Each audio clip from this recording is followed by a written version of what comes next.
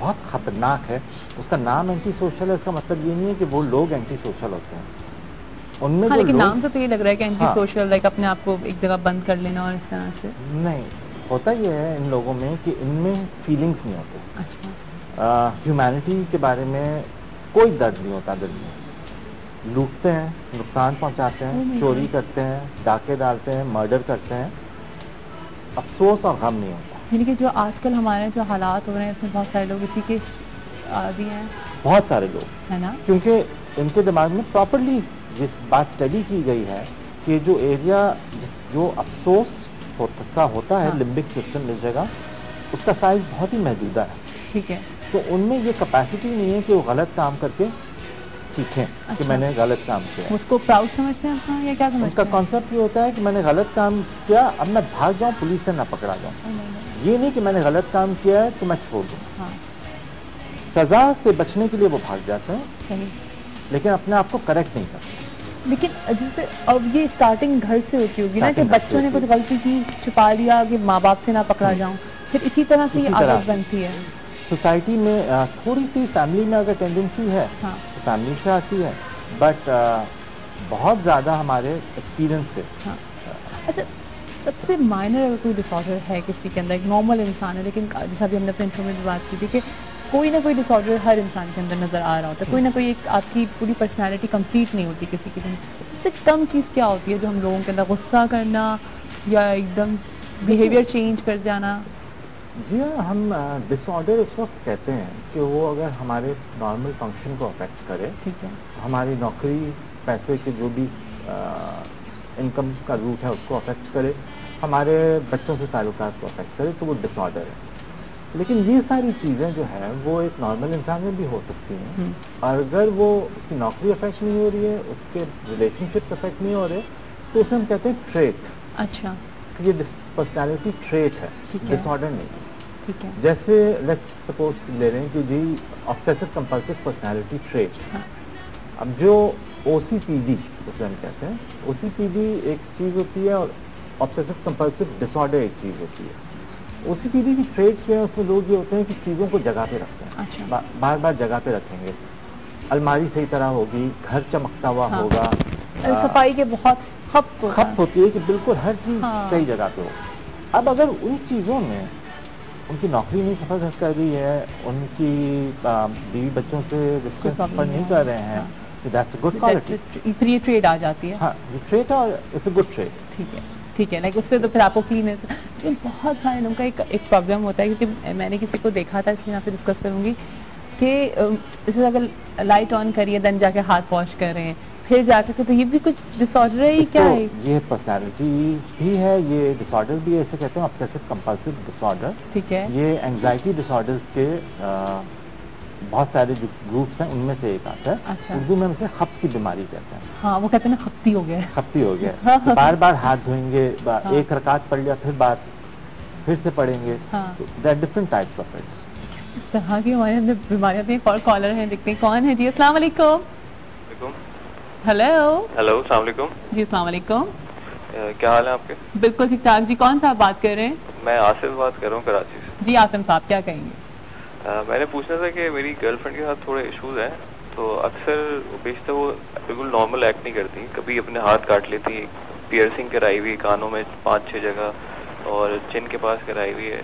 تو اچانک وہ سبھی کر کے سب کچھ کر آگے وہ بولتی ہیں کہ اب رات کو مجھے فون کریں گی کہ میں نے یہ سب کر لیا.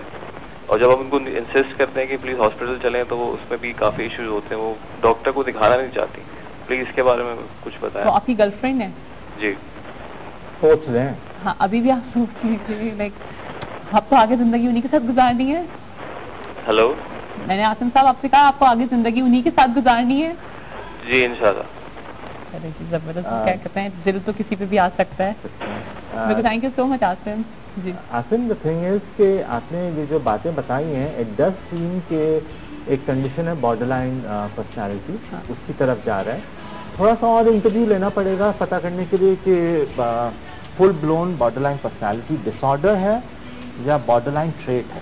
ٹھیک ہے. اگر بارڈر لائن ٹریٹ ہے تو صرف سائیکو تھراپی سے جو ہے وہ ہینڈل ہو جائے گا.